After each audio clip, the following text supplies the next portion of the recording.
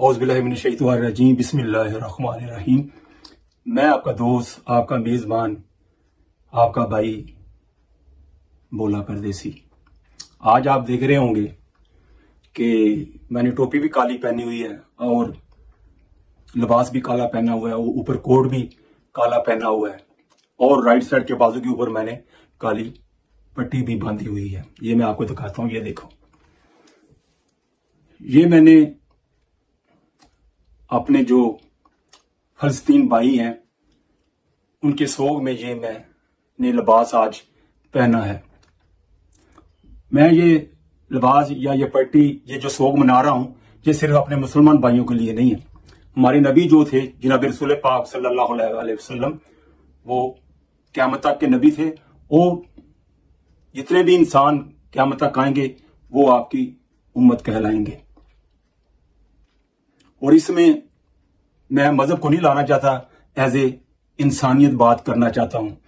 इस सोग में मैं जो इंडिया हमारे आजाद कश्मीर के मुसलमानों के साथ कर रहा है, उनका भी मैं सोग मना रहा हूं। उनके साथ भी ज्यादती हो रही है। और इसराइल जो फलस्तीन के साथ कर रहा है, वो भी उनके साथ ज्यादती कर रहा है। और रूस यूक्रेन के साथ जो कर रहा है, वो भी उनके साथ ज्यादती कर रहा है। दोनों तरफ इंसान ही मर रहे हैं। इसकी वजह क्या है? इसकी वजह के पीछे ईगो है। दो शख्सों की वजह से ये खून खराबा हो रहा है। हम जहां पर बीमारी है, उस बीमारी को जड़ से उखेड़ क्यों नहीं देते? इन दोनों इंसानों की वजह से इतना कत्ले आम हुआ, इन लीडरों की वजह से इतना कत्ले आम हुआ, हम इनको ही जड़ से क्यों ना उखाड़ दें? ये मेरा सबसे सवाल है। दूसरी जो बात मैं करने वाला हूं, मेरी आज की कहानी का अनुमान है कि मैं मुसलमानों को ईद मुबारक किस मुंह से कहूं।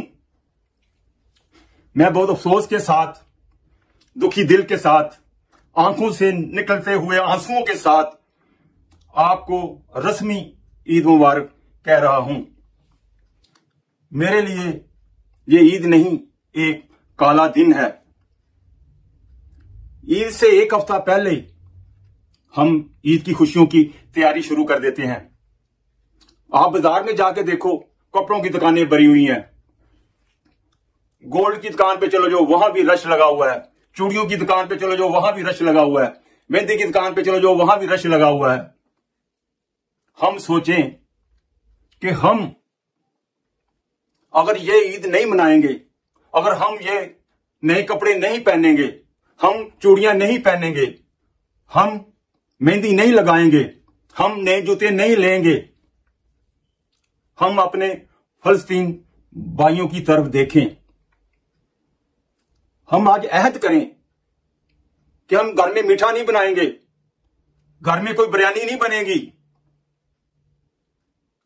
अच्छा कि आप ये सोचें कि हमारे घर में चूल्हा नहीं जलेगा। यार, एक दिन के लिए अफसोस कर लो, ज्यादा नहीं कर सकते।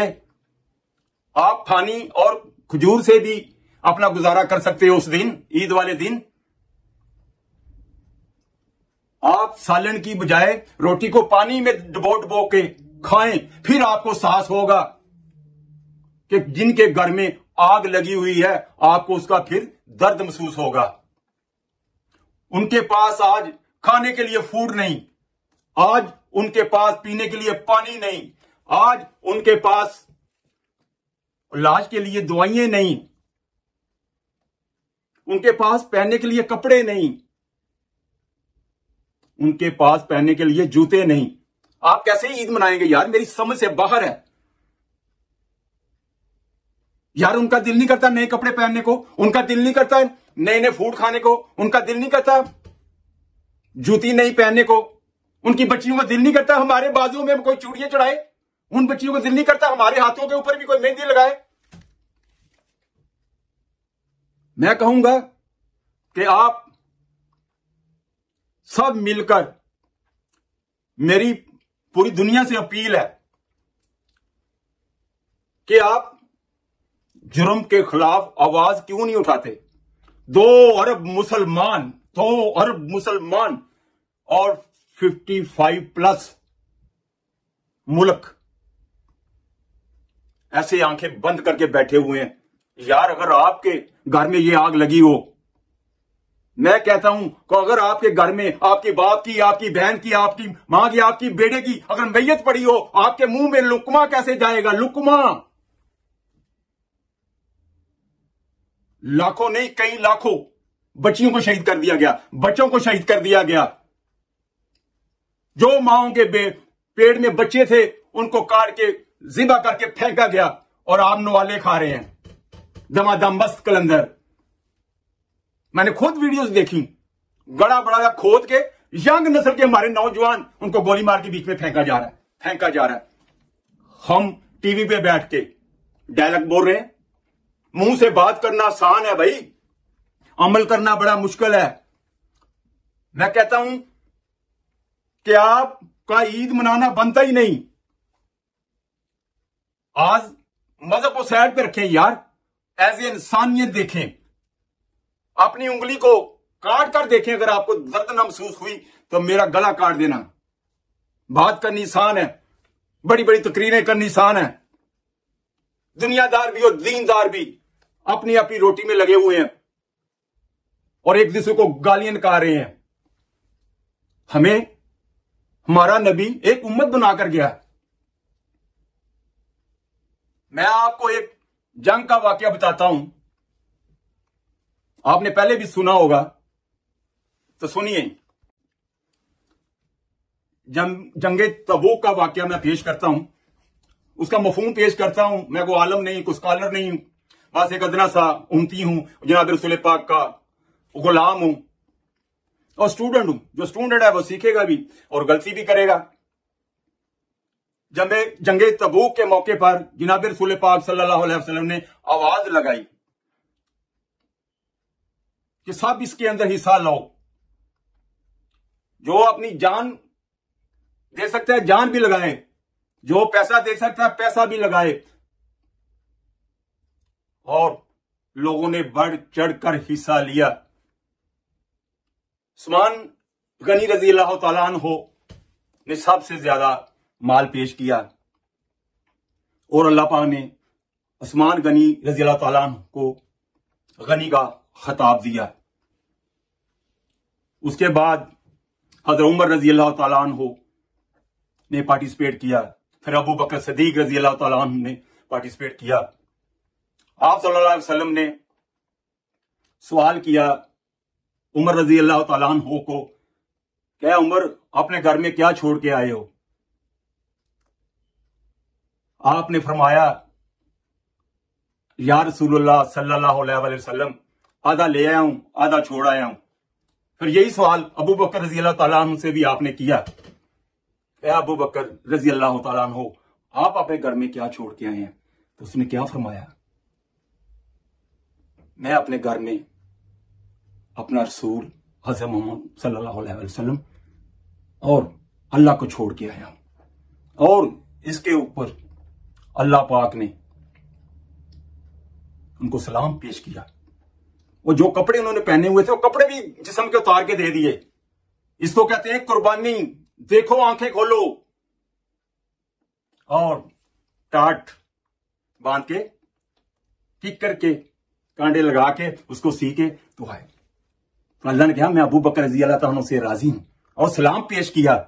और अल्लाह ने यह भी, और जिब्राइल अलैहिस्सलाम तशरीफ लाए, फरमाया या रसूलुल्लाह सल्लल्लाहु अलैहि वसल्लम, आज अल्लाह पाक अबू बकर सिद्दीक को सलाम पेश करते हैं। और आज जितने समान के फरिश्ते हैं सब ने यही लिबास पहना हुआ है जो अबू बकर रज़ी अल्लाह तआला अन्हु ने पहना। यार उस पे कुर्बानियां दी गई, हर चीज लोगों ने लाके अपने नबी के आगे पेश कर दी और अल्लाह पाक ने हमें जंगे तबूक में फतह अता फरमाई। आज वो चीख चीख कर कह रहे हैं, बच्चे भी हमारी मदद करो, माए भी कह रही हमारी मदद करो, बूढ़े भी कह रहे हैं हमारी मदद करो और जवान भी कह रहे हैं हमारी मदद करो। और आप आंखें बंद करके बैठे हुए हैं। आज उनके घर में आग लगी हुई है ना, मैं अल्लाह की कसम खा के कहता हूं, अल्लाह की लाठी बेआवाज है, उससे डरो, ये आग आपके घरों को भी खा जाएगी।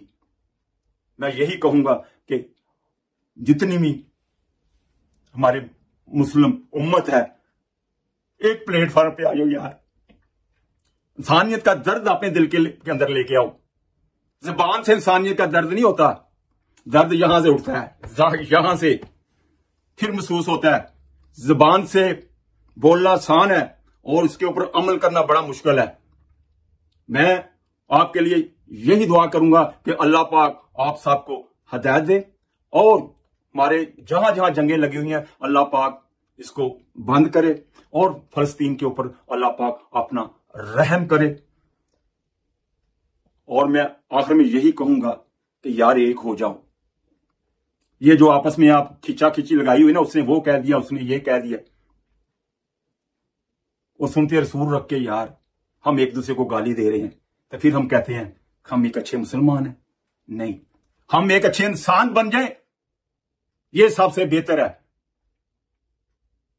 अपने आप को चेंज करो, दूसरे को चेंज करने की कोशिश ना करो। इसके साथ ही मैं आपसे इजाजत चाहूंगा। अस्सलाम वालेकुम वरहमतुल्लाहि वबरकातुहू।